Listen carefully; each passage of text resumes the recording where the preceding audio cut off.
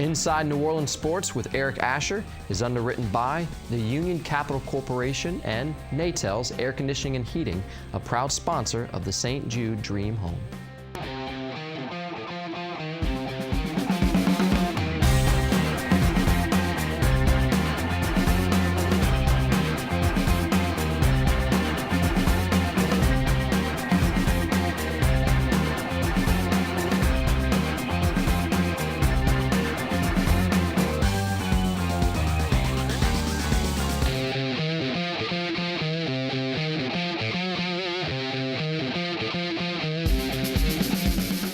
Good evening, New Orleans, and welcome to Inside New Orleans Sports. I'm your host, Eric Asher. Over the next hour, we're going to talk a lot of sports with you. Of course, we'll talk LSU, Tulane, the Saints, the Pelicans, and as always, we got a great panel for you. Returning for his second appearance here on Inside New Orleans Sports, Brian Allee-Walsh of SportsNOLA.com, and legendary quarterback here around these parts over at Shaw High School, Ole Miss, and of course the New Orleans Saints. John Fourcade joins us of 990 AM. Guys, welcome.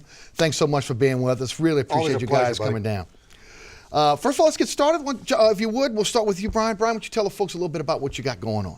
Well, I'm with the website SportsNOLA.com, and I do a weekly blog for them. And this week, talking about the upcoming game with Carolina and the Saints, obviously a huge matchup. And then I'm part of a panel on WHNO Television, Channel 20. I call them with the three wise men, Ken Trahan, Torrance Small, and Ricky Jackson. It's a really fun group, and we do that every Monday at 6 p.m. on Channel 20. And then I write for The Advocate and write for USA Today Sports Weekly, so I'm keeping my hand busy. You're staying busy for sure. John, you got your hand in all different kind of things. Yeah, but first of all, the three wise men. I thought absolutely they are. Do less, do little, and do nothing. That's the group I saw there. You haven't changed, have you? These guys used to do a radio show. Yeah, So you're going to really enjoy this evening. Basically, I got, three television shows. One is Purple, Black, and Gold with CST Television with Eric Ritchie. Eric Ritchie, right. I do that once a week. And then I do the John Fourcade Show with Mike Detillier. Yeah. We do that on WHNO, Channel 20. And third, I do the LSU Football, which is on Coach's Cabana, internet service that full-fledged nationwide. Coach's Cabana, you got Jackie Sherrill, Barry Switzer, guys like that. So I do that. And then on Sundays, each and every Sunday or Monday, whenever Saints play, I do the post-game show in the red zone with Mitch Gibbs, and that keeps you pretty busy right there. Other than that, I'm playing golf 3 days a week. There you go. Real got to make a living. Yeah, that's not bad. Playing golf 3 days a week. Playing golf, yeah. And of course, that post-game show, guys, is on 990 AM WGSO as well. Before we get started, why don't you brag a little bit on that nephew of yours, huh? Heck of a quarterback. I got to brag on it. Chase Fourcade, Rumble Raiders, J. Roth, the whole squad. It's not just my little nephew. It's just because he is my nephew. It's Southmore. But that football team has come from where they were early this year. I think when they made the turn to have him go full-fledged starter, things have changed, and he's played well for them, but the whole team has done well. Rummel beat a real good St. Aug team, and they did it as a team and a unit. It was exciting. He's going to play for his second state championship. Last year he was a freshman, didn't play, but this year starting sophomore. He's going to do something that I couldn't even sniff. And that's one thing about it. Now, let's hear it, Brian. I asked him for a scouting report on young Chase, and he said, well, he can't run like me, but he's got a better arm. Oh, he does. He's this got time a better arm. at a sophomore, he throws way better than I do. Yeah. He don't have the running ability, but he ran against St. Aug. I had about 40-something yards rushing. Yeah. And I'm impressed with the young man. He's my little nephew, but he's smart as can be, and he's so much better than I was as a sophomore. Well, that's saying a lot, because we graduated the same year, and you were a heck of a quarterback. But you look a lot better. Where'd you get all your hair from? I don't know. It's all turning gray, though. That's the way it goes. You got gray hair. I can't say I got gray hair. I got no hair. Well, but that was a great win against St. Aug. It was. I mean, again, you saw Leonard Fournette. It was a well-fought game by both teams.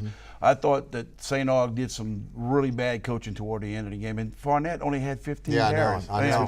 Didn't get his first carry to the second quarter. Wow. Just goes to show how bad Johnny getting back Fulton, right? That was Keith a big Fulton. deal. That was a big thing. Coming back from a broken foot. Yes. Well, congratulations and good luck. Thursday I can't night. believe a Del South guy saying good luck to Rummel, but you're a Shaw guy, and you're saying good luck to Rummel. But good luck to Rummel. No doubt about it. Let's get started. Boy, Saints lose a tough one in Seattle to the Seahawks, and you can talk about a lot of the reasons why. I mean, again, I think for the first time that I've seen, this team looked a little flustered, a little discombobulated with the crowd noise. I don't think the weather really was involved in it, but I do know that Seahawk team came out and really kind of punched them in the mouth. I kind of looked at it as, you're on the beach and the big guy with all the muscles, he comes up to you and you're kind of laying there and he kicks sand in your face. Mm-hmm. And what are you going to do now? Now the Saints are in a position where are they going to get up and they're going to challenge the rest of the schedule, or are they going to be meek? I'll take you, Brian. What were your thoughts about what happened in Seattle? Well, as poorly as the Saints played, and I know John would agree with this, as poorly as they played, I was so impressed with Seattle. I mean, Russell Wilson played an outstanding game, all right? And from a passing standpoint, he was magnificent, really. He made throws that I didn't think he had. But their defense, their front seven was good, I knew. Their secondary, John. Wow. I mean, there are 11 people, but they were playing backups that could be starters on the Saints in the secondary. So their defense just took everything away. Well, my take on this was that they went up there, and I looked at this football game prior to the game. I took the Saints. I thought because Seattle beat some teams they should have lost to. But then again, they always kind of play better when they play the competition. And that was it. They should have lost to Tampa, should have lost St. Louis and Houston. That's three teams that were horrible. But they beat the big boys, Carolina. They beat the Saints, and the 49ers. That's the big team. So right now they have to regroup, come back. That game's over and done with. I mean, we could sit here and talk about it, break it down. There were some things offensively I thought the Saints just looked pathetic at. They can't run the ball. They have no offensive line. Throwing the football, they're getting really old on the outside. They can't get off these guys, these big defensive backs that the Seattle had. Defensively, they made some adjustments in the second half. Only give up 7 points, but the game was already out of reach. That was a different game. It was different. But the way they play, how do you have Malcolm Jenkins covering slot guys? Please. That's impossible to do. But because of Jabari Greer's injury, White going to the outside, he has to step in. They can't go with that. I think they need to improve on their defensive front that they've done early year long. They played well, but they got 4 games left, and they got 2 critical games, both against Carolina Panthers. They got to go no worse than 3-1 if they want to win the division. Well, I tell you what, Brian and I were talking about it before we went on air today. That they really have little or no margin for error here. They've got to win on Sunday because you got to figure that Carolina is probably going to win in Carolina. You got to go to St. Louis. They played very well in that dome, and then you finish up with a surging Tampa Bay team that's trying to prove that they're a pretty good football team. So again, you look at what's happening with the Saints team now. They got to come out. They got to put that behind them. John, you played the game on the high school, college, and pro level. When you get beat like that, can you just put that thing behind you and move on, or does it linger? Well, we discussed this today on my John Fourcade show. Was that we said, hey, what should you do? Should you go and watch the film? Should you sit there and relive what you just got through doing? Or you say, hey, you know what, Coach and Steve, y'all watch it. We already know we got beat. We're here to get ready for Carolina. And that's the way I would approach it. If I'm a player, I would not look at it. Unfortunately, they're going to make you look at it. But if you can just get it out of your picture, out of your mind, and realize the most important game right now is the Sunday night game. And I think the Saints will bounce back and win this football game. I think part of it, too, and John would agree, is that the short week and the travel problems that they had getting back here late Tuesday, that almost forces you to turn your undivided attention to Carolina. And like John said, just let the coaches worry about the Seahawks game. Yes. Because you know what? If they play them, it's going to be a month from now, okay? Right. And they've got bigger concerns ahead of them right now. They got to get there first. Absolutely. And this is a very long road to hoe for them coming up. And, guys, you mentioned it, and it's something that I think really was glaring in that Seahawk game. The Saints, and I've talked about it a few times on this program and on my radio show as well. The receivers are having problems getting off the jam. It's a timing offense. Breeze has to go through his progression. You got an offensive line that's not as strong as it was in 2009, not as strong as it was maybe in 2011. So you're in a situation now where these guys are getting a little bit older. They're not able to handle the physicality of a secondary, and it's something that they're going to have to put behind them because even though Carolina's secondary is not that good, they got a great front seven, and teams are going to look at this now and they're going to say, wait, the way to slow this offense down is jam up these receivers. John, you saw the same thing, didn't you? Well, here's the thing I look at when I watch the Saints play. If you're a defensive team and you're trying to sack Drew, you're wrong. If you're a good defensive team and you put pressure on him and make him throw where he can't really see, if you watch the photos of Drew, he's on his toes, got his head tilted back, can't see much of it, and that affects his throwing more than anything than you trying to get him on sacks. Now, with that being said, his receiving core is getting up there. Marcus Colston, we know what he can do. Reminds me of an older Eric Martin when I finished with the career with Eric.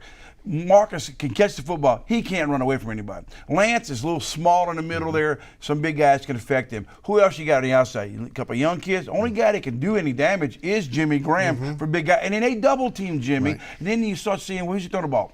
Darren Sproles, backside of the backfield. Well, you know what? You can't live with that. You got to have guys that go downfield and get off these blocks, depending on who you play. Now, you're right. Carolina's defensive secondary is not nowhere near Seattle Seahawks. No. So I think he goes and throws for 300-something yards very easy because they won't run with that 7 guys up front for the Carolina Panthers. You know, Brian, when what'd you you say? think about the teams that have caused them problems just this year, and they're on the road, the Jets and the Patriots, but the Jets were able to do with a 4-man rush, right? And their secondary and back 7 aren't nearly the quality that both Carolina and Seattle are.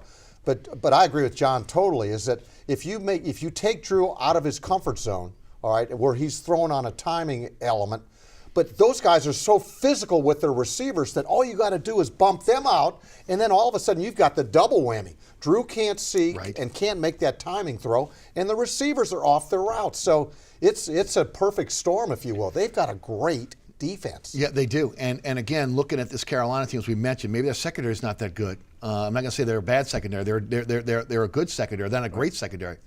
Wow, that front 7. Yeah, they are ferocious. Absolutely. I mean, and they get Charlie Clemens back or Charles Johnson back. Charles Johnson And back. Greg Hardy, Ole Miss, on one end coming in there. If you look at what they bring, and they got so much depth. You know, they got a linebacker who, you know, he's been known this past season, the kid from Boston College, the middle linebacker. His last 2 games more known for being pass interference calls that weren't called. Exactly. But he's one of the top linebackers in the league. So those 7 guys they got up front with rotating of players, it's almost like going against what you just got through seeing this past weekend with those 7 guys in Seattle. So, but with that being said, Eric and Brian, is if they can throw the football like he's capable of, and what happens on primetime television, the New Orleans Saints in New Orleans, they haven't lost a game. Well, and they're back home, and they've got their crowd. Right. And, you know, but it is a must win. It is. It's a must. There's, like you said, there's no margin for error here. And look, I fully expect them to come back, bounce back, not to let this linger. They're good. The home crowd, the fact it's at night now, that helps. Obviously, it helps you to a couple more hours to get that body right before you have to go out and get hit again. But also, we know that much like we saw that Seattle crowd fuel the Seattle Seahawks, we know that dome crowd will fuel the Saints on both sides of the ball. You know, going back to, Sean Payton's team, the team under Payton has not lost since the end of the 2010 season. They're 14-0. They won all 8 games in 11. They were 4-4 last year, and they're 6-0 this year under Payton. So, you know, they got a nice chemistry going right now, and they need to keep it going. You know what also helps is after this game's over and done with, they're going to play in St. Louis, and it's a dome stadium. That's going to help them. Because you know, if that time of the year in December you have to go play an outdoor game, people are going to start saying, well, they can't win when it's 35. You know, we heard that so many years ago, Brett Favre and all these guys, that Peyton Manning couldn't win. And now it's coming now. It's the New Orleans Saints can't win outdoor to cold weather. That's perfect for them. Then they go to Carolina, and chances of you having bad weather in Carolina, it won't be as bad as other places are. And then Tampa at home. So you got to win all 4 of these games. Like I said, no worse than 3-1. Agreed. But also you remember now, Carolina has got the Atlanta Falcons at the end of the season. And all of us here are going to be pulling for the Birds to win that last game. Isn't that unbelievable? No, there's no doubt about it. 504-866-3200 if you'd like to join the conversation. John Fourcade of 990 AM WGSO, and of course multiple television shows, and Brian Allee-Walsh of SportsNOLA.com and WHNO TV. John, I'll take you first. Russell Wilson was able to do something that I've talked about for a few weeks now, and that's make time with his feet, extend plays. The Saints did not do a good job on the read option at all. They've got a little bit different animal this week. They got a guy that ultimately has really good speed. He's got great size, and he will have the ability to be able to extend plays with his feet. You were a guy that did that. Talk a little bit about what that does for a defense, and how tough it is for a defense to be able to contain a quarterback that is as mobile as those 2 guys. Well, the Russell Wilson Cam scenario Newton is and John Fourcade. I don't know. Is there a comparison there? Russell Wilson. Well, hold on now. Cam Newton and John Fourcade, we both got paid the same in college. That's all we're going to be. Are you sure? Yeah, I'm sure I got paid as well. But listen, if you look at Russell Wilson, what he brings to the table people compared to this guy here is Russell Wilson brings the fact that when he ran the ball the other night he didn't run it to like, I'm going to run. He's going to run it, knows when to get down, knows when to get out of bounds, understands the situation he's in when to read option. When he scrambles, he's looking for guys to get open. It's sort of like Steve Young did in his days of playing, and a.k.a. John Fourcade. And then you got the flip side. Folks, you're going to go against Jimmy Graham at quarterback for the Carolina Panthers. That's just what Cam Newton looks like. A Jimmy Graham playing quarterback. Because you know when he gets that football, when he's able to run, he doesn't run to go out of bounds. He will run to punish the defensive people. Well, that's not going to last long in football. His throwing is not quite there where Russell Wilson's throwing is, but they got a great running game with Carolina, with him running the football. And you know doggone well, Rob Ryan's going to tell Gillette and Cam Gordon, don't come crashing down. You sit there and wait, let him run the football. Like they did sometimes in Seattle. Right. I think a Junior Gillette coming crashing that in. Was ridiculous. that was Well, it crushed him on the read option. Oh, Yes. it's just, you know what, and I know this is a different year and a different defense than last year. Cam Newton and Carolina, the numbers that they put up against that defense, now granted, I know it's a different defense, but Cam Newton's a better player now, and I think their offense is clicking on all cylinders now under, is it Mike Shula? Okay, is their coordinator, is that correct, John? Mike Shula. Mike Shula, and I mean, he's playing within the offense, but they've got so many weapons, and they've got 4 running backs counting Newton. So I mean, it's going to be something they got to contend with. Well, and the big difference from last week to this week is the Seattle receivers. They weren't that great, but you look at these receivers for Carolina. Come on, Steve Smith. LaFell. Ginn Jr.'s playing well. Olsen at the tight end. I mean, Hickson came from the New York Giants. They've got receivers that are bona fide playmakers. And then you talked about the three-headed monster in the offensive backfield. But what hurts them, and I'm going to say this right here, what hurts Carolina's offense is the fact that Cam's not the great passer with these great receivers. I mean, you only put up 9 points, I believe it was, or 10 points was to beat the 49ers. That's not a high-powered offense. Granted, the 49ers got a really good defense. But, and they played New England. They didn't dominate New England when they won that game with offensive-wise. So we could stop their offense. I believe the Saints could stop Cameron by making him throw the football. He's not a great thrower. He wants to get out there and run the ball. That's when he get their yard. I think if he throws the football, he's had moments when he has thrown the ball, but he hasn't really dominated this year like he did his rookie year. Where they've been so effective this year is he hasn't made the mistakes That's the big thing. that we've seen him make in the past. Yeah. He's been prone, and everybody's saying that he's a changed player. He certainly looks that way. He doesn't feel like he's got to do it all, and as long as they play within that system, they're a very formidable team. No, and again, the Saints did a great job on Marshawn Lynch considering last week. Yeah. But you've got Tolbert, who is a big physical back. You've got Williams and Stewart. Williams and Stewart have had their way with the Saints at times. So you've got a complete offense there now that they're going to have to deal with. And, John, you mentioned it. Corey White now in place of Jabari Greer. You've got Harper and Jenkins coming back. But, they had so many busted coverages last week that ultimately, they're going to have to get into a situation where, they may have to go back to the drawing board a little bit. The good news is both teams know each other. Yeah. On a short week playing a division foe, you know each other. The bad news is both teams, they're going to come out and give their level best against each other as well. I would have thought that, I don't think any of us thought that it was going to be that kind of blowout in Seattle. No way you think that, right?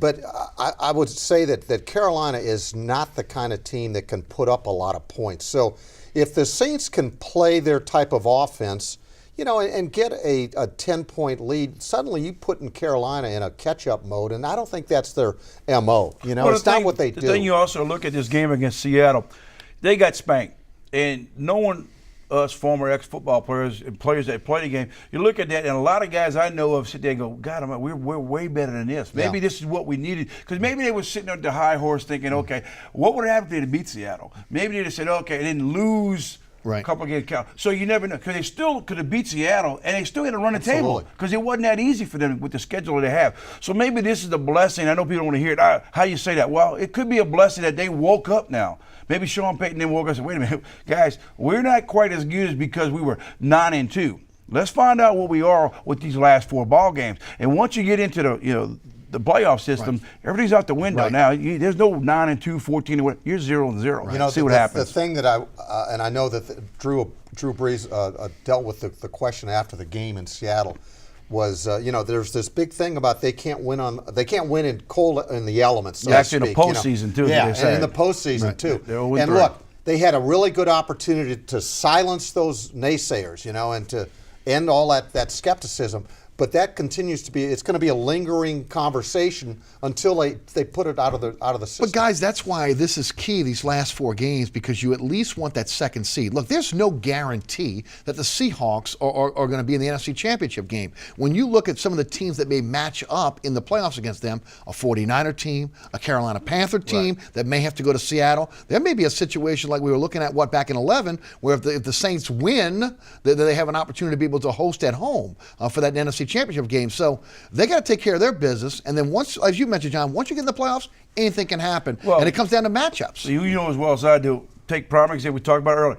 St. Aug beat Rummel early in the season. They had a rematch. Yeah. Anytime you play somebody twice in any sport, especially in football, it makes you realize, you know what? They get a little bit cocky on one side. We just got to be through beating them 34-7. They coming back to output. We own these guys. You just never know. You never know what that monkey eats. You never know. When you look at the Seattle situation, here's my prediction.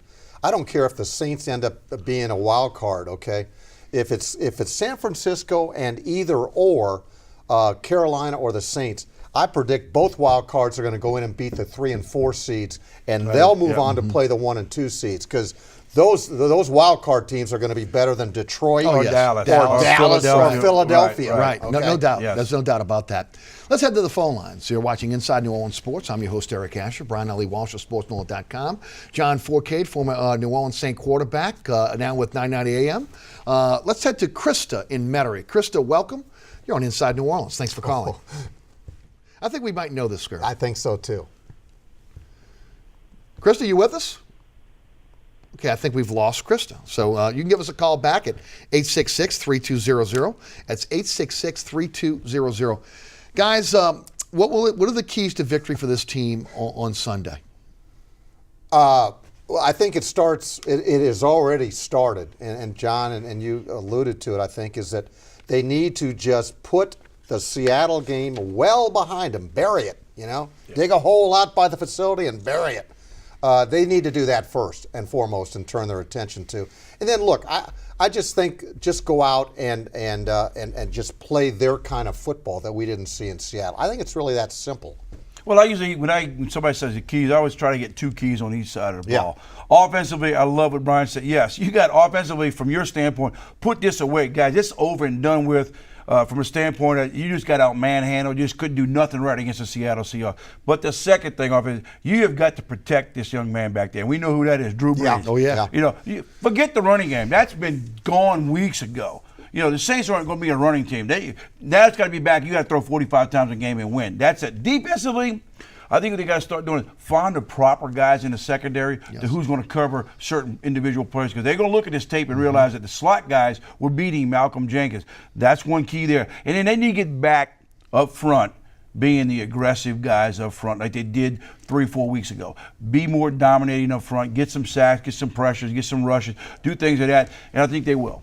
Do you have to temper that aggressiveness, though, with a mobile quarterback like Cam, especially on the outside? You have to, Brian. I mean, you have to. You have to, because if you get like Junior Gillette, you saw he wants to make them. There's no reason an offside defensive end should be running down a running back if he's 2 yards behind the line of scrimmage, because not with that kind of offense. So right now, they need to be smarter what they got to do on the outside. Let the guys in the middle make the inside tackles and running back. You and stay there, because you're going to see a lot of him running on the outside. Well, because Cam can take it to the house. Oh, and look, John mentioned it. You're playing pretty much a tight end size guy. Yeah. We've seen it already. You can go back in my mind's eye and remember Cam Jordan, maybe in his rookie year, being right there grabbing on Cam, and Cam just kind of shaking him off. I mean, you got to wrap this guy up. I talked with Curtis Lofton today. We were talking about the very thing, is that Russell Wilson kind of exposed you guys, and then you look back at what happened last year with Cam Newton.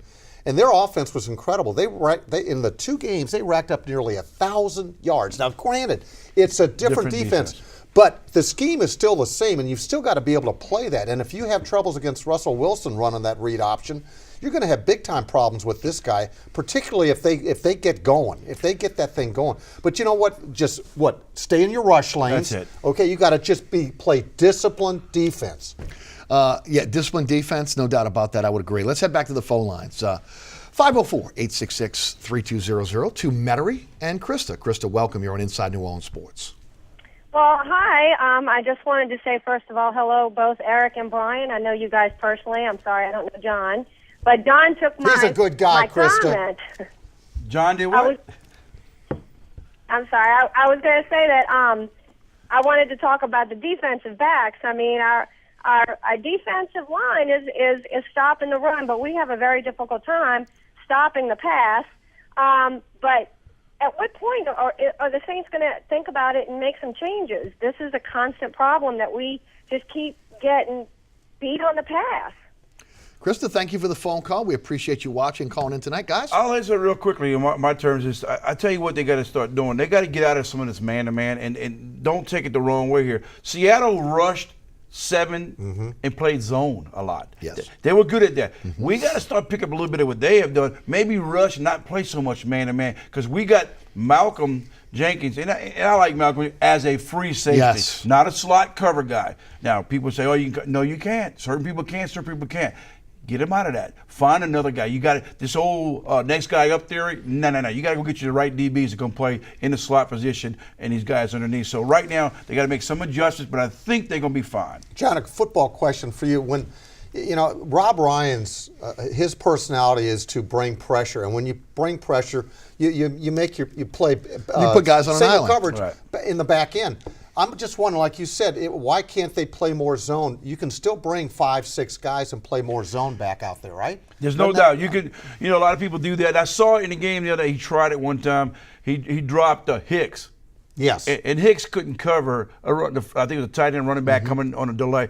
There's no way you can do that. That's the wrong guy. Maybe put a linebacker, but your linebackers aren't great cover guys either. No. I don't know what the scenario you can do, but you can rush and blitz a quarterback and still play zone blitz behind that. Then he needs to probably play that a little bit more. Don't mix it in with their man-to-man. He's done. Look, we harped on one game already. We praised the man. We give him the keys to the city up until that last game. Let's not get off the Rob Ryan bandwagon. He's going to make some adjustments. I'm not saying you are. But I mean not us. I'm talking about the way the city is to look at our defense. Hey, guys, it's one game. Yes. Last year we had to put up with 14 games like that, 15 games like that. That's right. Absolutely right. Back to the phone lines we go. Let's go to Jefferson and Evan. Evan, welcome. You're on Inside New Orleans Sports.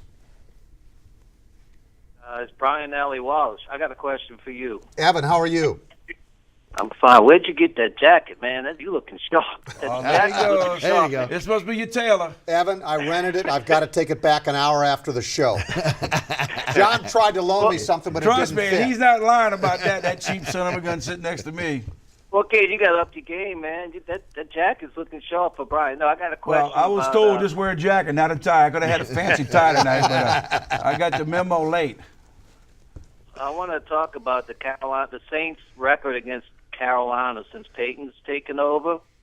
And there's I don't know, kind of a myth or whatever, because they're talking about how the Carolina Panthers sort of have their number. But you go back and look, a lot of those games were played last game of the season, 06, 09, games that didn't mean anything, 11 when the Saints really needed a win to stay in position for possible number 1 seed. They blew them out. Now, I know it's a different Carolina team, and they're a lot more physical on defense. But I just don't buy into the fact that Carolina has kind of had the Saints number. What do you guys think? And I'm going to hang up and listen. Evan, thanks for the phone call. I know this. The Saints are 6-8 during the Peyton era. Okay, and that includes the 2 games last year when they played the games with interim coaches at the helm.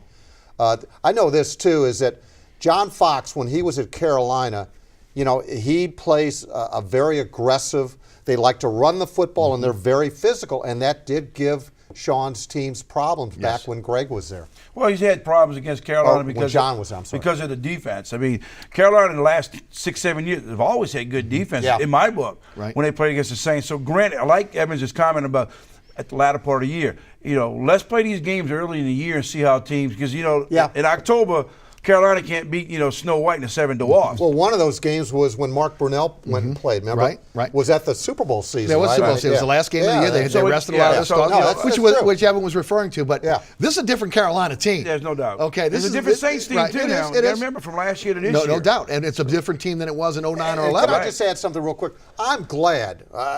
I know Saints fans may not want to hear, but I'm glad that the Saints are having to play good football now. Yeah, I don't like games. I don't like the fact that when they were 13-0, remember that? They coasted. Now they won the Super Bowl. Don't get me wrong. I just think it's good that they're playing, kind of playoff type caliber games right now. You're saying they won the Super Bowl that year. You're right, but they were also a Brett Favre pick away from sitting at home. You're right. Because we were at the game. It could have been a lost ball game. You could say, well, wait a minute, maybe if they didn't play that poorly at the end of the season, we'd have beat Minnesota worse than what it was. Yeah. So at the end of the year, these games mean something now, and that's what the NFL wants: meaningful games. And give them credit. Give the NFL schedule makers credit because they've done this. And you've said that all along. You like it. You like this. I do like, and KC and Denver having to play 2 or 3. Well, I think you should always. I think the last 4 games of the season, you should against conference opponent guys. Right. They're playing Tampa Bay, Carolina. And Atlanta was already early in the season, but at least they're playing some of the conference games when you should be because it means something to you.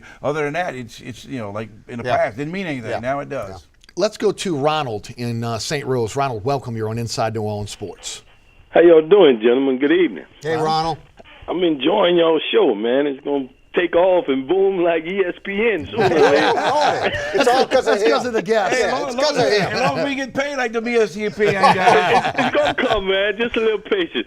Now, I hope I don't bust nobody's bubble. Man, we keep talking about the defense, what they're not doing.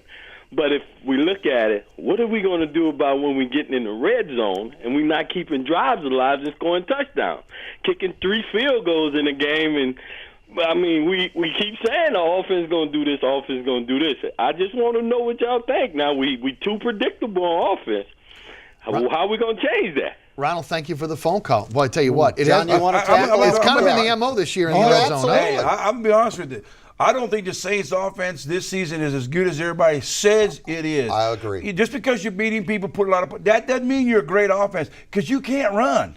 You can't pass block a ton. His man back there, Drew Brees, is getting pounded. It doesn't show because you don't show all the hits he's taken and the things he's done. This offense is a good offense, but it's not the offense of the Super Bowl year. And you remember, that's 3 or 4 years ago. It was shock and awe back then. You get up in ages. Now, granted, they got a great tight end, but this offense right now, a lot of teams in the NFL has got, with this new rules and the rules they got now, man, I can come back and play right now. Yeah, if you eliminate the Dallas game, well, that was a blowout. Okay, Yes. That was just one of those aberration games. They just dominated. But, John, you're right. You look at a 4-point win against Atlanta. They have struggled to be the dominant offense that they've been in the past. Agreed. Teams have figured them out to a degree. And I think John and I have been on the page for a long time. And I don't think you have to have a 1,000-yard running back or you have to have rush for 150 yards every game. You just have to run efficiently and move the chains. Have the threat of being able to Yes, you have to. And I know, San Francisco did this, and this team does this real well. They have the extended handoffs. They run the screen pass better than anybody in the league, and they like to throw their darts to Sproles and guys out. But you still got to run the ball between the tackles for meaningful yards. Yes. And he talked about the red zone. That's pretty bad how Saints are in the red zone right now. They used to be able to dominate red zone, but they're not getting these guys open. It's because I feel like they don't have the receiving core to get open as they did in the past, younger, fresher legs. Everybody knows you're going to Jimmy Graham down there, and you double team Jimmy. Okay, you try to get Sproles every now and then. He's a little guy, and he can get pounded a little bit, so you got to come up with some other things. And they don't run the ball well enough in the red zone to help their throwing game in the red zone. When's the last time we saw the fade throwback? I haven't seen that since a year or two. No, John, that's a trend too, though. It is becoming a lot tougher to run in the red zone. It really is. Yes. I read something on one of the websites today that the 1-yard touchdown passes in vogue, Breeze, Brady, Manning, all of them are throwing 1-yard touchdown passes on early downs, and it's because it's a tough nut to crack. It really is. No doubt. Let's take one more call before we head to break. Annette is in Houma. Annette, welcome. You're on Inside New Orleans Sports. Thanks for calling. How y'all do, gentlemen? How are you? Good. I'm wondering, where's Lance Moore? It seemed like he disappeared from the offense. And the other thing is, I think that if you get the ball more to Colston and to, good old 23, you're going to win more games. Well, I see your point. She's trying to basically say is, with those guys, Pierre Thomas, we know what he does on screenplays, one of the best, if not the best in all of Saints history, running the screen. And then you got Darren Sproles, another guy out there you get to. But when you look at the Colstons and the Lance Moore, and we go back, if they can't get off the ball, and if they don't have time to throw them, because now you're seeing Lance Moore in the slot receiver, he was really tearing it up a little bit, but he wasn't a deep threat in the slot. He was more underneath that. Then you put Marcus Colston, I've seen lately, he's in the slot. Now, where you have lost some throwing the ball down the field was Jimmy Graham hurt himself early in the year, and he hasn't played a lot in the red zone down the field because they kind of took him out, put Colston in there. But where has Lance Moore been, Brian? Where is he? He came back from a hand injury. Well, he was hurt early and stuff like that. It's just been difficult for them to work him in. Yes. And look, I think he's lost a little bit, John, from a production standpoint. And it might be because, Drew is looking at Jimmy Graham a heck of a lot. I agree with that. He's looking at him a heck of a lot, and game plans are being built more around him. And they like to throw to the hot receiver. I feel but Jimmy's also a hot receiver. is the fact that you watch Drew in the pocket, he can't see a lot of times. It's getting to the point where, like I said, they're not rushing him to sack him. They said, what, guys, all we got to do is make him get on his heels, tilt his head back. He's having issues seeing sometimes. Maybe he's not seeing his receivers. Right. And maybe they're not getting off the jam. And I think that's part of the problem as well. Guys, hang in there. We're going to take a quick break. You're watching Inside New Orleans Sports on WLAE TV. Remember, there is a rebroadcast of this program each and every Friday night at 10 o'clock here on WLAE. Brian Allee-Walsh of SportsNOLA.com, John Fourcade of 990 AM WGSO are our guests tonight. Stay tuned.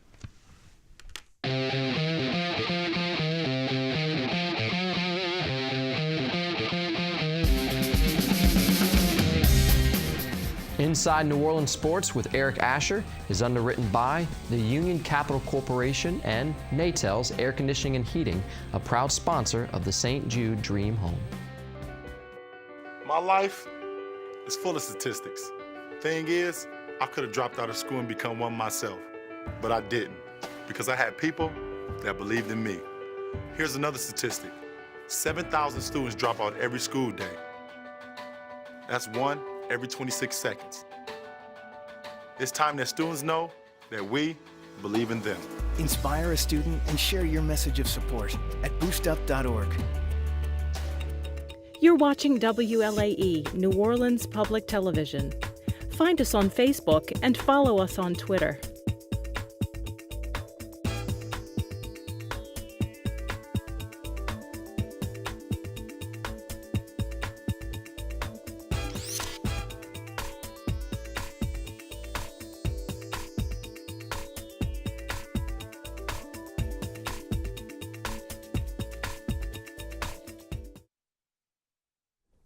Welcome back. You're watching Inside New Orleans Sports. I'm your host, Eric Asher. We had a great panel for you tonight. It's been a lively discussion so far. We'd love you to join us. 866-3200 is the phone number. That's 504-866-3200.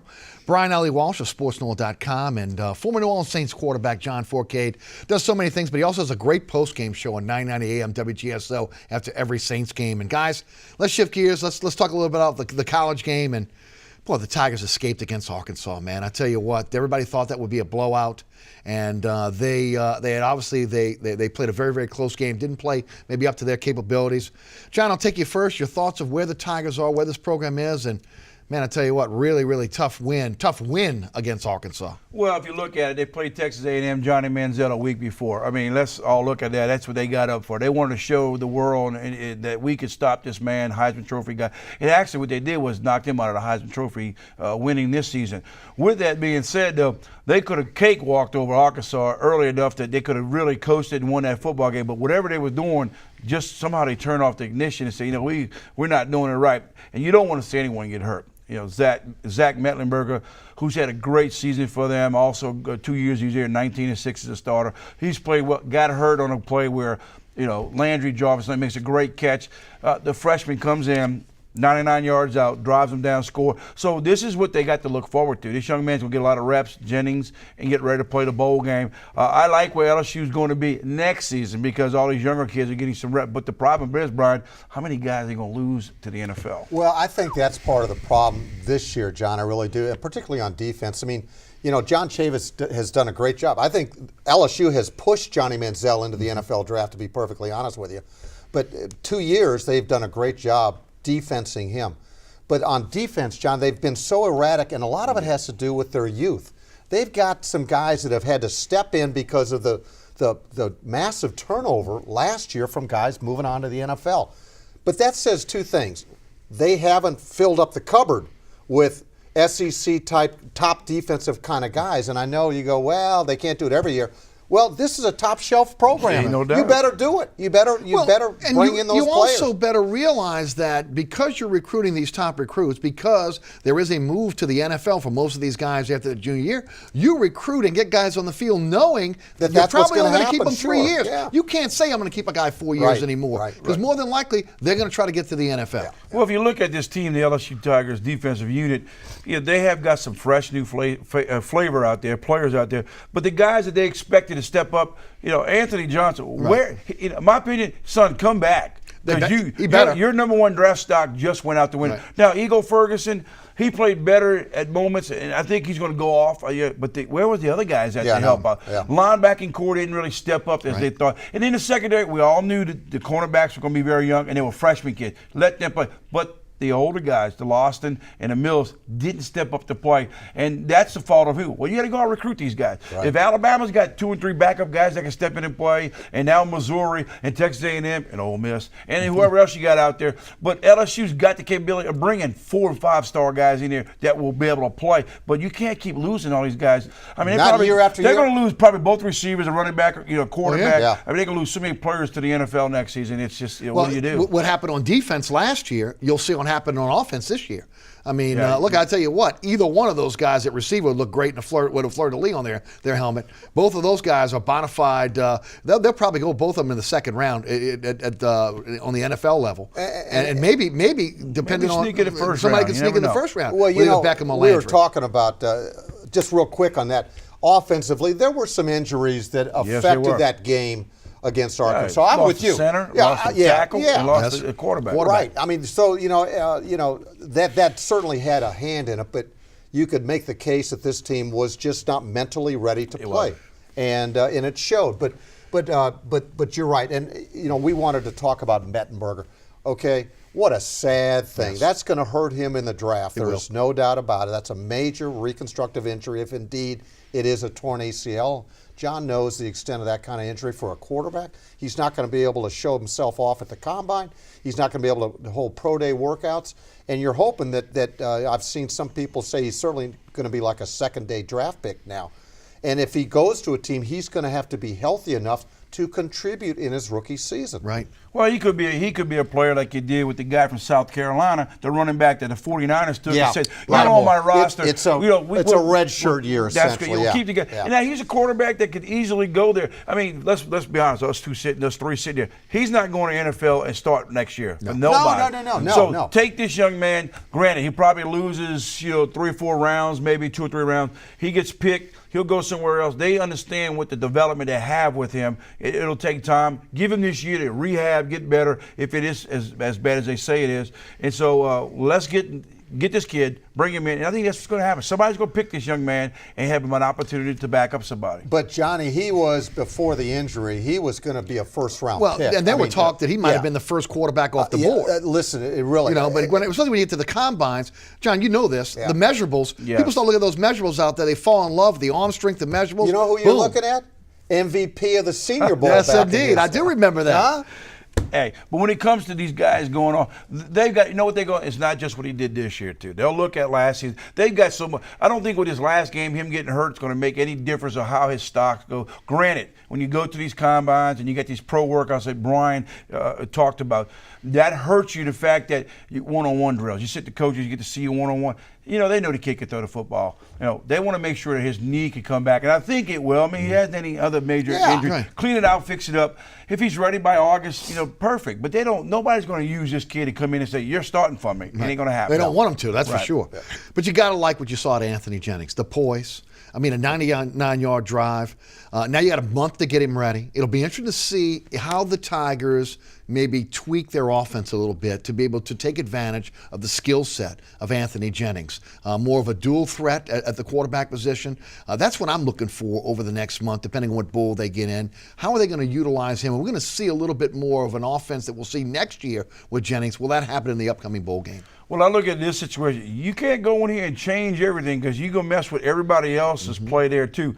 They're going to run the football. They're going to play action it, and they're going to throw from the shotgun. You know, maybe you'll bootleg a little bit, but you also got to remember, he goes down, who do you got left? Rivers? Yeah. You know, then they're in deep trouble. So you don't want to go in here and say, you know, even though it's one bowl game, you got one game left to go, but let the young man, don't change up your offense. Maybe bootleg it, which you did a couple times in the game, but don't expect him to get into the read option and run. So that's where you're going to get in trouble with. He's not there. He's not that Johnny, kind of they player. don't need to do that. I mean, They they've don't. got quality running backs. You know, let great them carry that. receivers. Yeah, and let them I them don't play think Cam within their Cameron's offense. style offense is that way. He's a Yeah. professional style Yeah. coach, Yeah. and that's what it's going to be. An NFL coach that come in, and their offense is basically run like an NFL style offense with a little bit of shotgun handed. That's fine. Don't have him run the football. This is not RG3. Right. How big was that, though? You got yourself a true freshman in a tough spot, 99 yards away from obviously winning the game. This guy comes in and shows tremendous amount of poise. Also, Well, backup center and a backup tackle. Oh, he did it absolutely, with. Yes. sure.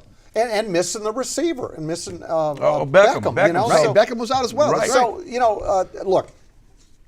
Let's not anoint him yet. Yes. All right, Oh, no, I agreed. I'm just I agree saying, with you. okay, look, what he did was remarkable. It was. Under those conditions. The kid Against looked so Arkansas, too. poised. Well, yeah. And but still, Johnny. I mean, you know what? You're backed up at the 1 yard Yeah, line. There's 9 no yards. margin for error there. You know. And a freshman. Right. He made a great play on it. I mean, first of all, the poor guy from Arkansas, I mean, I hope he caught the ride home with the plane because they might have made him walk. He jumped all over Yes. you know, the underneath I Landry like- route. I like the play but that- it's a good play call and a good read, good everything. And I like the touchdown play. It was called Tsunami. Right. You know, and they'd run the play. I want to say Landry or Beck. I think Landry suggested the play that they'd had it in their arsenal, and they called it up. But yeah, but let's not anoint the young man just yet. But you know what? You hate to see a guy like Mettenberger Yes. go down, but it did enable them to kind of begin the learning process under fire. And he's got a month to get this kid Yes, he ready, does. John. Yeah. So, you know, we'll see. Which is the good news. Guys, I've asked this to each and every one of our guests that have come on this season, especially as the Tigers have started to struggle. How do we want to pay the $1,000 payment fee? Yeah. Small bills for him, and then he owes me some he money. does. So just give it all to you? Just give it all to me. Give it all to you. That's all right. What's too much expected of this team when you look at this LSU team, considering all the losses to the NFL? Well, I don't know if it was so much was expected because I think they knew that coming in they're going to have some new faces on the defensive side of football. I expected their offense to be way above what it was last season with Cam Cameron coming in here and running the offense. Granted, I had them losing maybe 2 games this season. I had them losing Alabama and maybe the Georgia Bulldogs. That was I thought they go with it. Well, they lost one more. They lost to Ole Miss. Ole Miss. But overall, hey, look. You kind of snuck that in. Didn't he stick that one in? But overall, they did some things I didn't expect. Now, they could have lost some other games, too. Now, I thought they played a really good game against Auburn, which I think Auburn is so overrated. They won the last 3 ball games by the last plays on a game. But you play 60 minutes, you win the football game. But LSU team is going to get better next season if they keep some players around. Keep the players around. Depends on who they keep around. How about expectations for this year? Were there too much expected with everything? Every player, the players they've lost to the NFL. Well, when you just do it on the bottom line is that when you lose that many players off of one side of the football like they did, and these were talented kids that they lost, you know, that's a lot to ask. But I think it goes back to, again, you've got to have the cupboard full, Right. okay? And this is the planning process. And look, it's quite a feather in your cap to come to LSU and play because the chances of going on to pros are very good. But you've got to have guys in the background that are going to be able to step up. And obviously they didn't have that. Let me right ask now. you again. Do you think it's kids want to come to LSU now for the chance to go to pro football because they put so many in, or do they come to LSU for a chance to win BCS championship? I think a combination. I think a combination of both. Yeah, Right. John, wouldn't you? I mean, if you're being recruited, you want to come there to play for a national championship. You go to LSU, you're on TV every weekend. Right. You're playing in the SEC, the best quality of football you're going to get against. No doubt. You got a chance to win the SEC championship and a BCS championship. You go somewhere else, you're not going to get that opportunity. So with that being said, a lot of these kids look at, wait a minute, they bring in all these 5-star guys and I don't get a chance to play. I go somewhere else and play, and maybe after my junior year, I'm going. But it's so hard. People look at the SEC and say, man, these guys are just beating everybody up. Right. And how you going to get somebody at the end? I mean, how's a one-loss Alabama, who I still think is the best team in the country? You know, you got Auburn 1 loss, you got Missouri 1 loss. I mean, there's a couple of 2-loss teams in the SEC that probably could beat these guys as well, but you can't see that in other conferences. So when these kids come here, you know you're going to get some reps too, because Alabama and LSU, the cream of the crop, they play a lot of players. Yes. So when people do leave, you got guys falling right on in. But is it the right players you're bringing in? You know, fill the cupboard. I'll give you an example. I mean, every school could do this. Landon Collins. How do you get out of Baton Rouge? Right. That's a kid that needs to stay home. Well, you got kids at North Louisiana that are could going Landon to Collins have helped this team this year? You know they would have. Yes. No doubt about that. Let's head back to the phone lines, 504-866-3200. You're watching Inside New Orleans Sports. I'm your host, Eric Asher. Brian Allee-Walsh of SportsNola.com, and John Fourcade, former New Orleans Saints quarterback, now with 990 AM WGSO, doing a post-game show, joins us on the program. And let's head to a meet. And Chris, welcome. You're on Inside New Orleans Sports. How's it going? Hey, Chris. Hey, Chris. Got a question for you guys. As a head coach for Sean Payton, when we're in circumstances, say third, fourth quarter, when we're down, why do we keep running the ball when we have so much talent as far as wide receivers, with everybody we have, spread offense-wise, and a talented quarterback as Drew Brees? Why do we constantly run the ball to run the time off when we need to put points on the board? Chris, thank you for the phone call. Guys? You know what, Chris, if you're referring to the Seattle game, I think maybe you aren't, it was my first thought is that they were just running to run the clock out and get on the plane. Right. Okay, that's all he was doing. Pad the stats. But generally, this is the way they play football. It's just the way. People can say, well, why did you have Drew Brees in there when you're beating teams like they do? It's the way he plays it. You know, you talk about the scheme of running the football in certain situations. They couldn't run against the Bears when they could have ran the clock out. Same thing against the Patriots. They didn't run the ball well against the Jets. So what? They ran against the Dallas Cowboys and Miami Dolphins. I mean, it was just not the style of defense. But you look at with the talent that the Saints have offensively, you know, they need to throw the football to be a short running game if you want to do that. And they need to start doing that because you're not getting the run ability. The first play against Seattle, they lose 2 yards on a handoff. I looked at myself and said, this is over with. We can't run on the first play and lose 2 yards. They won't run the football, period. You done set up your defense for Seattle saying, hey, we own these guys. So I don't know what Sean Payton's answer is to their running game. Maybe a little more play action, throwing the ball into the flat to your fullback or your tight ends or what it may be, because they don't even know what the word running game is here in New Orleans right now. To Mike in Covington. Mike, welcome. You're on Inside New Orleans Sports. Thanks for calling. Yeah, I'd like to know why y'all talk about LSU can get to the BCS championship, but we have trouble even getting to the SEC championship now. So I'd like to know what y'all's take on that. Thank you, Mike. Well, basically, I guess what we're talking about is, that's what they try to play for, the SEC. That's their expectation. Yeah, win the West and then go for the BCS, because you can't get to the SEC, because you can't get to the BCS without getting to the SEC. Nowadays, is what they're trying to do. LSU's got the ability. Now, look, they could have beat Georgia. Now, we could be sitting there going, sure. They could have beat Georgia, still been undefeated. Could have beat Ole Miss, still been it. And in the Alabama game, could have been a different scenario. Sure. What we don't know what could happen. They got 17-17 in the third quarter. You never know what could have happened if they'd been going in that game undefeated. LSU plays for BCS championships. There's no doubt about it. But to get there, they still got to win the West. And you got to go through a gauntlet to get through the West. So people who complain about, their easy schedule, come on, people. Come on down and play against the SEC West 4 or 5 weeks in a row, see how it feels. Yeah, and, just like in the pros, when you've got to recruit or build your team to beat a specific team. Like in years ago, it was the Saints had to beat San Francisco to advance, right? It's the same thing. LSU has got to out-recruit Alabama to beat Alabama, and that's going to be a yearly thing. No doubt. Let's talk about the Tulane Green Wave. Exciting times for Tulane. Again, they have a winning season. They're going to the New Orleans Bowl to take on ULL. They exceeded expectations in a lot of cases this year. Brian, we'll take you first. Your thoughts on Tulane, and I know that you had a conversation with CJ.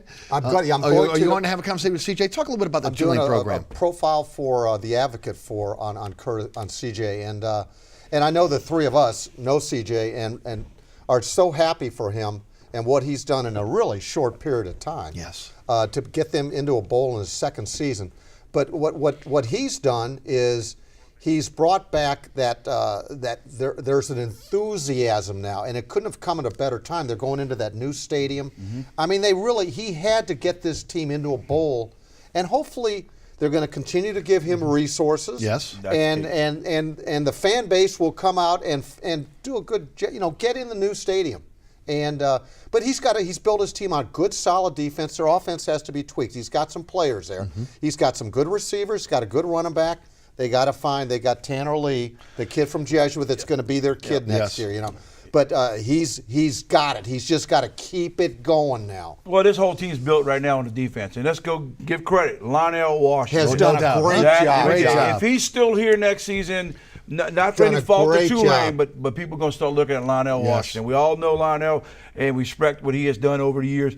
But this defense, in my book, has got him where they're at. And you look at this offense, inept offense a little bit, because Nick Montana came in here with all this because his daddy. He just hadn't done anything, I think, worldwide. Tanner Lee's going to be their quarterback, should be their quarterback coming into the future here. They got a good wide receiver who's going to the Senior Bowl, got invited to go. But overall, their offensive line needs to be adjusted, tweaked, and do some things. I like what Tulane's going with this. It's great for them to come in with 2 seasons under CJ. Take it to, I don't care what bowl it is. I don't care if it's in their backyard. John, it'll be one of the best bowls early. Because they're playing against a team that's going to be competitive with them. Because it's a good rival for these two teams to come in here. I think this is going to be a situation where he can go out now and get some recruiting players in there. And like Brian says, if they give him the help that he needs to get these players in here, I think Tulane's back. Well, and a better quality of athlete is what they have now, and John, and more depth that they haven't had in the past. Athletes that are looking at Tulane that used to look at LSU, that used to look at ULL. Now they're saying, okay, maybe I can't go to LSU now. Instead of going to Southern Miss, instead of going to maybe ULL, some of the other schools, they're looking at Tulane. And that's something that hasn't happened in a long time. I mean, where especially Metro athletes are looking at the possibility of going to Tulane, and again, it's helped the program.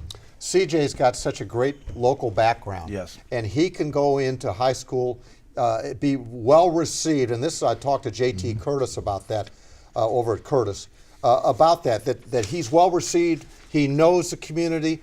He recruited when he was at other colleges, at the U, out in San Diego State. He recruited here. He came in to recruit. He did a great job. And all those things come into play here. John, I got 30 seconds left. Go ahead. Well, you look at Tulane, and the only thing that really draws them down right now is the academic situation. And until they realize, I mean, they're known for academics and their institution. And you mean the difficulty of getting kids in? That's what I mean by that part of it. So I think they need to go out and they're trying to adjust that. Get some players, that school lets them down. I think there's a little twist going on right now where I think you can do that now. If they are going to get some good, solid, quality players here. In the old days, Tulane used to go all over the country. Yes. And nobody here knew about that. You want to be able to watch your local guys play. Well, guys, thanks so much. It's been an absolute blast. You guys have been a great panel. Brian Allee-Walsh of SportsNola.com, John Fourcade, former New Orleans Saints quarterback, now doing TV and radio at 9:90 a.m. Thanks for being with us. I want to thank Brian for at least let me have a few words. There you go. And Brian, thank you so much for tuning in. Remember, there is a rebroadcast of this show each and every Friday night at 10 o'clock here on WLAE TV. You can always catch me on the radio weekdays on 9:90 a.m. WGSO, 11 a.m. until 1 p.m. And of course, you can check out the podcast of that show at ericasher.com. And if you missed any of the previous episodes of Inside New Orleans Sports, you can catch them at ericasher.com as well. Follow me on Twitter at Eric_Asher. For Brian Allee-Walsh, for John Fourcade, I'm Eric Asher. Thanks so much for watching. We'll see you right back here next Thursday, 6 p.m. on WLAE for Inside New Orleans Sports.